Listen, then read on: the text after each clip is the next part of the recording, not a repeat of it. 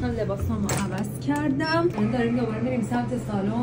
من مدل موم کاملا رو عوض کنم. بعد بریم زیر موم عکاسی کنیم دیگه. اینم کفشامه و برای لوکیشنی هست بچا خیلی خوشگله. دقیقاً میخوام بریم اونجا عکاسی کنیم. اونجا رو بهتون نشون میدم. من همراه باشین. امروز خیلی روزه. میگن ململکیه. تازه حال شانس آوردم که هلی بیوتی دارن خودشون ویدیو میگیرن و هستن. اگر هلی بیوتی دیگه مثلا ساعت 7-8 میبندن. تو هلی بیوتی سری بریم بالا. حالا این هرچی عجله داری بدتره. وای موهامو ببین. کریسمسی دارن میزنن. سلام خانمای زیبا. برگرد نیلوفر. از این پاپیونیا داره. تو چقدر ست شدی؟ شما رفتیم پایین اومدیم.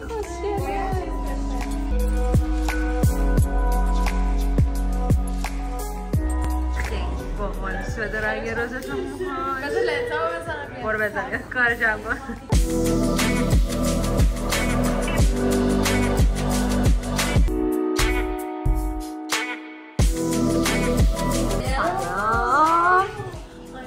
بابا خود میکاپ کردی؟ الان میکاپ نکردم. من کانسیلر زدم. ای خدا. نازنین.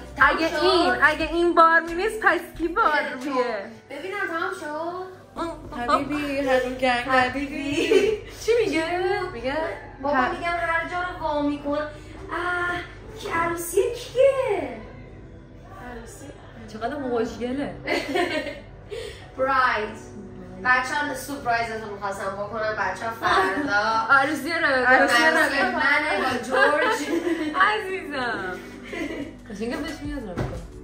عروسی حبیبی هنو گنگ. ما به تو هم خیلی میاد عروسی. واقعا؟ آره به خدا. ما را دیگه اقدام کن بیبی. واقعا مراد. اینجوری هم که مثلا میزنم ظرف میشکنم. جدی؟ آره بابا. مراد بهت نمیاد این کارو. نصف دیوانه که بهت گفتم شکسته. همه اونا رو ببین منم اینجوری بودم ولی رو خودم کار کردم. احساس کردم که خیلی زشته. خودش بیشتر اذیت. آره کار کردم رو خودم.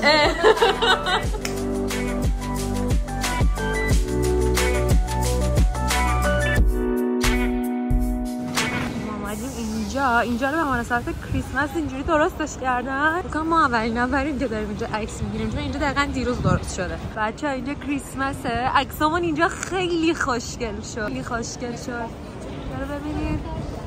اینجا هم دارن درست میکنن. نگیرم روش ملاک میگم گفت من تو رای چیکار تو اصلی.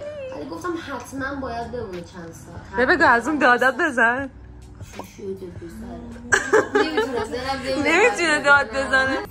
فعالیت کنن. خب با هم رقابت کنن. میشه 3 تا تیم 2 نفره. اینم از شوت امروز. بریم به سمت خونه که واقعا دارم میبینم از خستگی. ولی خدا رو شکر همه چی خیلی خوب پیش رفت.